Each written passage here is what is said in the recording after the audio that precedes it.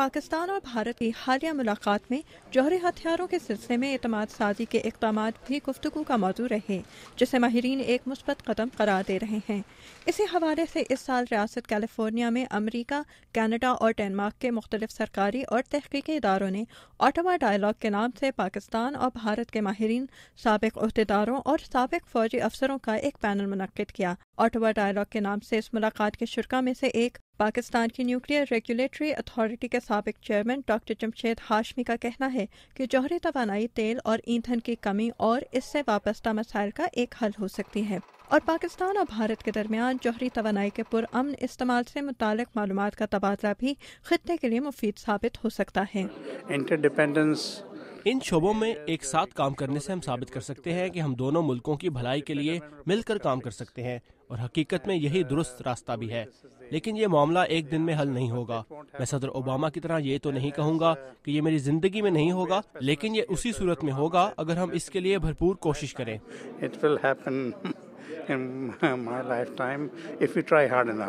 پاک فضائیہ کے سابق vice air marshal Shahzad Chaudhry بھی آٹاوا ڈائیلاگ میں شریک تھے۔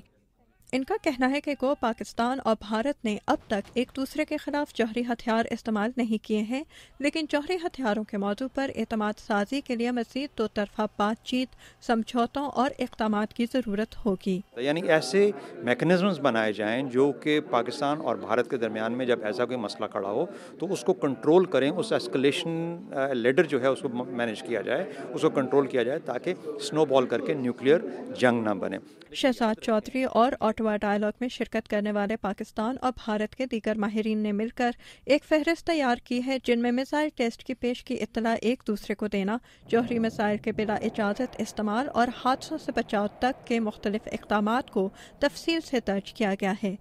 لیکن ماہرین کا کہنا ہے کہ جنوبی ایشیا میں جوہری ہتھیاروں کی دوڑ شروع ہونے کی بنیادی وجوہات پر بھی توجہ دینے کی ضرورت ہے۔ واشنگٹن کے تھنک ٹینک کارنیگی اینڈاؤمنٹ کے ٹوبی ڈالٹن کا کہنا ہے کہ پاکستان اور بھارت کے لیے جوہری ہتھیار اور جوہری ٹیکنالوجی قومی وقار اور مرتبے کی نشانی تصور کیے جاتے ہیں۔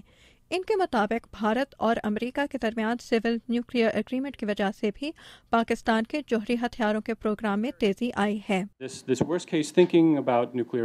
کسی انتہائی صورتحال کا خطرہ ہی پاکستان کو ایک ایسے جوہری پروگرام کی طرف لے کر جا رہا ہے جو زیادہ بڑا ہونے کے ساتھ ساتھ زیادہ جدید، متحرک، مختصر اور شاید کہیں زیادہ غیر مستحکم ہے۔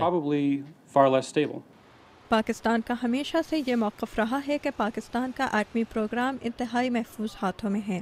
لیکن ٹوبی ڈالٹن کے مطابق جوہری صلاحیت میں تیز رفتاری سے اضافے کی وجہ سے جوہری حادثات کا خطرہ بھی بڑھ جاتا ہے۔ ماہرین کو امید ہے کہ پاکستان اور بھارت کے درمیان ملاقاتوں کا موجودہ سلسلہ مستقبل میں اس سلسلے کی مزید ملاقاتوں کی وجہ بنے گا، جس سے خطہ جنوبی ایشیا کے جوہری اثاثے محفوظ بنانے کی کوئی راہ تلاش کی جا سکے گی۔ Amna Khan, Urdu VOA، Washington.